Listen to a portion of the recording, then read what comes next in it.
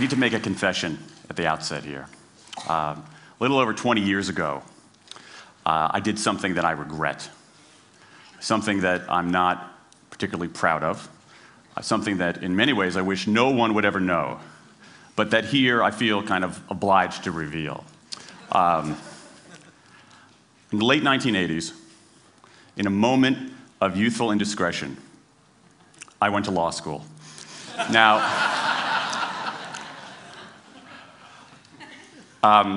in America, law is a professional degree. You get your university degree, then you go on to law school. And when I got to law school, I didn't do very well.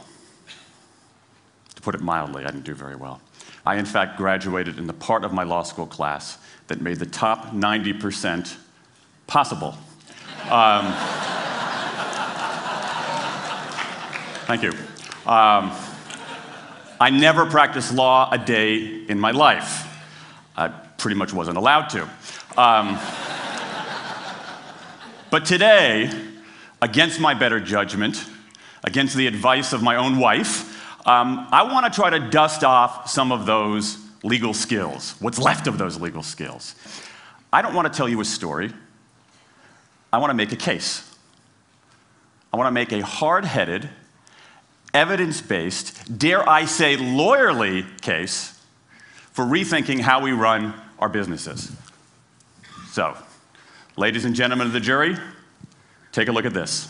This is called the candle problem. Some of you might have seen this before. It was created in 1945 by a psychologist named Carl Duncker.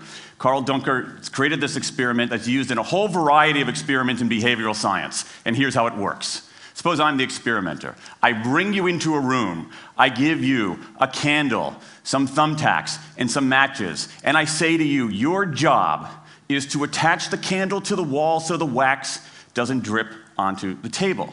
Now, what would you do? Many people begin trying to thumbtack the candle to the wall. Doesn't work.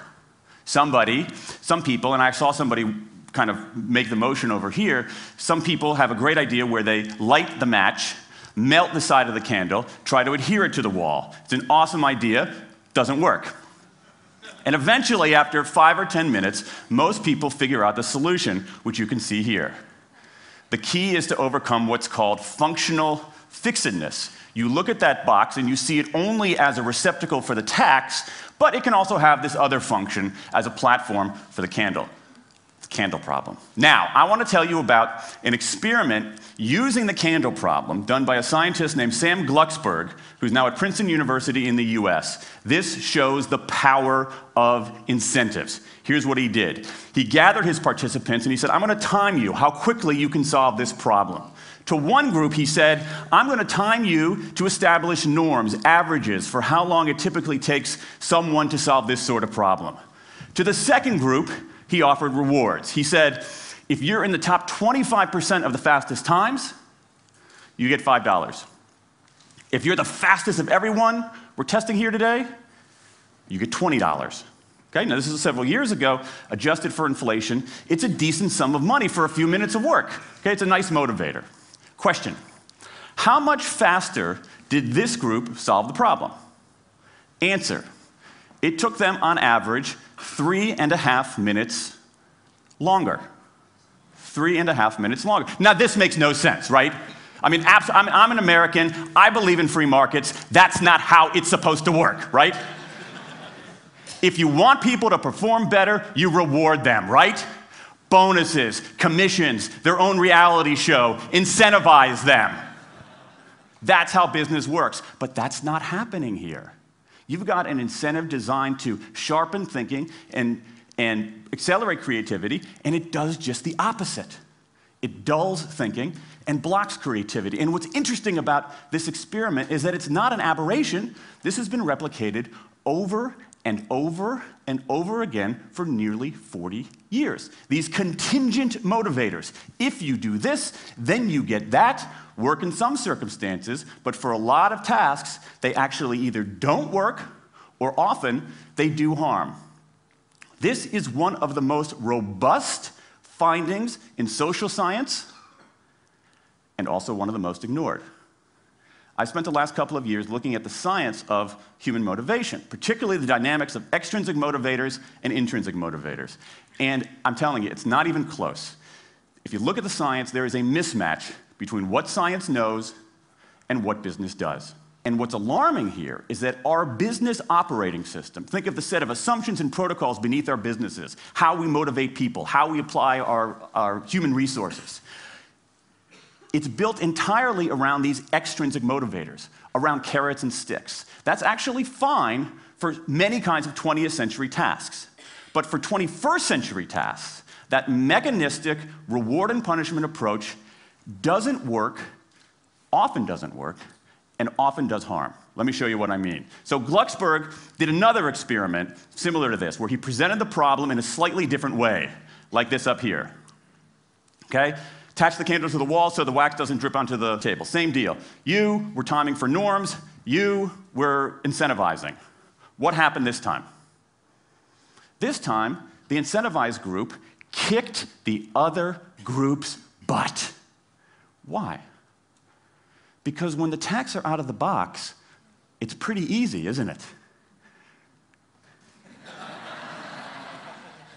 If-then rewards work really well for those sorts of tasks, where there's a simple set of rules and a clear destination to go to.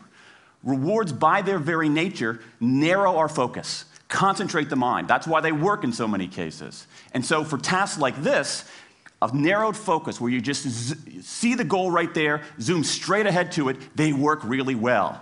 But for the real candle problem, you don't want to be looking like this. The solution's not over here. The solution's on the periphery. You want to be looking around. That reward actually narrows our focus and restricts our possibility. Let me tell you why this is so important.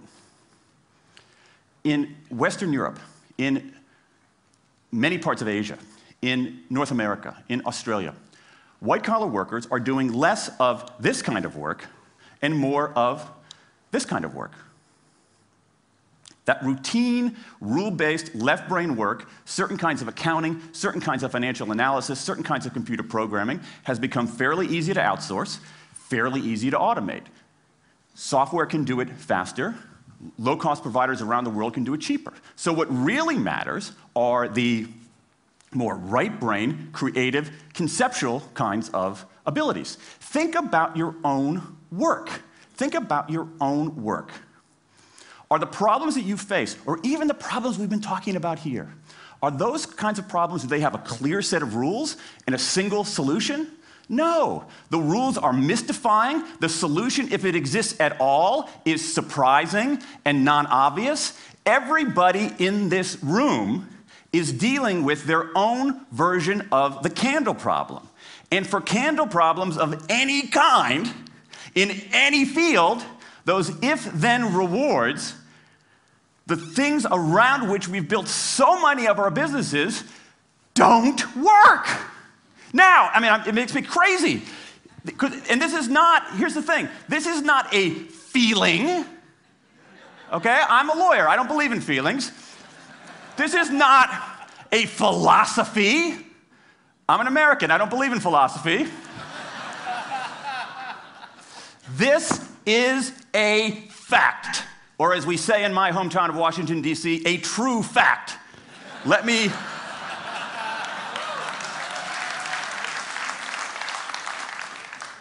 give you an example of what I mean. Let me marshal the evidence here, because I'm not telling you a story, I'm making a case, ladies and gentlemen of the jury. Some evidence. Dan Ariely, one of the great economists of our time, he and 3 colleagues did a study of some MIT students. They gave these MIT students a bunch of games that involved creativity and motor skills and concentration. And they offered them for performance 3 levels of rewards. Small reward, medium reward, large reward. Okay? Do really well, you get the large reward, on down. What happened? As long as the task involved only mechanical skill, bonuses worked as they would be expected. The higher the pay, the better the performance. Okay? But once the task called for even rudimentary cognitive skill, a larger reward led to poorer performance. Then they said, okay, let's see if there's any cultural bias here. Let's go to Madurai, India and test this. Standard of living is lower. In Madurai, a reward that's modest by North American standards is more meaningful there. Same deal. A bunch of games, 3 levels of rewards. What happens? People offered the medium level of rewards, did no better than people offered the small rewards. But this time, people offered the highest rewards. They did worst of all. In 8 of the 9 tasks we examined across 3 experiments, higher incentives led to worse performance. Is this some kind of touchy-feely socialist conspiracy going on here? No, these are economists from MIT, from Carnegie Mellon, from the University of Chicago. And do you know who sponsored this research? The Federal Reserve Bank of the United States. That's the American experience. Let's go across the pond to the London School of Economics.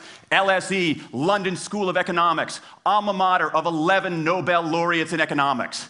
Training ground for great economic thinkers like George Soros and Friedrich Hayek and Mick Jagger. Just last month, economists at LSE looked at 51 studies of pay-for-performance plans inside of companies. Here's what the economists there said. We find that financial incentives can result in a negative impact on overall performance. There's a mismatch between what science knows and what business does.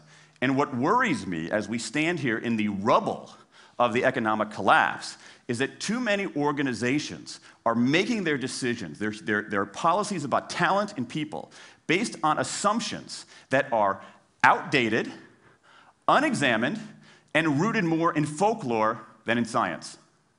And if we really want to get out of this economic mess, and if we really want high performance on those definitional tasks of the 21st century, the solution is not to do more of the wrong things, to entice people with a sweeter carrot or threaten them with a sharper stick.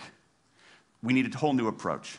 The good news about all this is that the scientists who've been studying motivation have given us this new approach. It's an approach built much more around intrinsic motivation, around the desire to do things because they matter, because we like it, because they're interesting, because they're part of something important.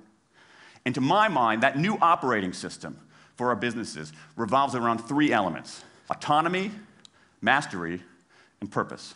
Autonomy, the urge to direct our own lives. Mastery, the desire to get better and better at something that matters. And purpose, the yearning to do what we do in the service of something larger than ourselves. These are the building blocks of an entirely new operating system for our businesses. I want to talk today only about autonomy. In the 20th century, we came up with this idea of management. Management did not emanate from nature. Okay? Management it's not a tree, it's a television set. Okay? Somebody invented it. And it doesn't mean it's going to work forever. Management is great. Traditional notions of management are great if you want compliance. But if you want engagement, self-direction works better. Let me give you some examples of some kind of radical notions of self-direction.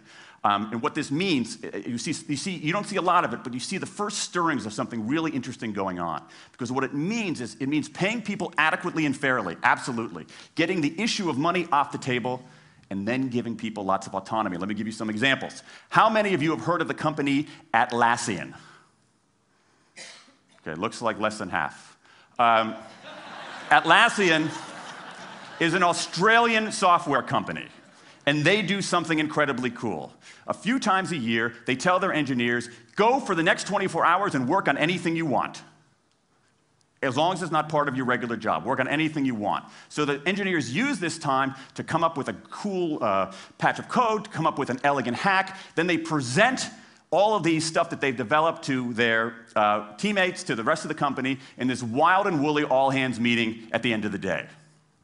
And then, being Australians, everybody has a beer. They call them FedEx days. Why? Because you have to deliver something overnight. It's not bad. It's a huge trademark violation, but it's pretty clever. That one day of intense autonomy has produced a whole array of software fixes that might never have existed. And it's worked so well that Atlassian has taken it to the next level with 20% time, done famously at Google, where engineers can spend 20% of their time working on anything they want. They have autonomy over their time, their task, their team, their technique. Okay? Radical amounts of autonomy. And at Google, as many of you know, about half of the new products in a typical year are birthed during that 20% time. Things like Gmail, Orchid, Google News. Let me give you an even more radical example of it. Something called the results-only work environment, the ROW, created by 2 American consultants in place at about a dozen companies around North America. In a ROW, people don't have schedules. They show up when they want. They don't have to be in the office at a certain time or any time. They just have to get their work done. How they do it, when they do it, where they do it, is totally up to them. Meetings in these kinds of environments are optional. What happens? Almost across the board. Productivity goes up, worker engagement goes up, worker satisfaction goes up, turnover goes down. Autonomy, mastery, and purpose. These are the building blocks of a new way of doing things. Now, some of you might look at this and say, that sounds nice, but it's utopian. And I say, nope. I have proof. In the mid-1990s, Microsoft started an encyclopedia called Encarta. They had deployed all the right incentives. All the right incentives. They paid professionals to write and edit thousands of articles. Well-compensated managers oversaw the whole thing to make sure it came in on budget and on time. A few years later, another encyclopedia got started. Different model, right? Do it for fun. No one gets paid a cent or a euro or a yen. Do it because you like to do it. Now, if you had, just 10 years ago, if you had gone to an economist anywhere and said, hey, I got these 2 different models for creating an encyclopedia, if they went head-to-head, who would win? 10 years ago, you could not have found a single sober economist anywhere on planet Earth who would have predicted the Wikipedia model. This is the titanic battle between these 2 approaches. This is the Ali Frazier of motivation, right? This is the thriller in Manila, all right? Intrinsic motivators versus extrinsic motivators. Autonomy, mastery, and purpose versus carrots and sticks. And who wins? Intrinsic motivation, autonomy, mastery, and purpose in a knockout. Let me wrap up. There's a mismatch between what science knows and what business does, and here's what science knows. 1, those 20th century rewards, those motivators we think are the natural part of business, do work, but only in a surprisingly narrow band of circumstances. 2, those if-then rewards often destroy creativity. 3, the secret to high performance isn't rewards and punishments, but that unseen intrinsic drive, the drive to do things for their own sake, the drive to do things because they matter. And here's the best part. Here's the best part. We already know this. The science confirms what we know in our hearts. So, if we repair this mismatch between what science knows and what business does, if we bring our motivation, notions of motivation into the 21st century, if we get past this lazy, dangerous ideology of carrots and sticks, we can strengthen our businesses, we can solve a lot of those candle problems, and maybe, we can change the world. I rest my case.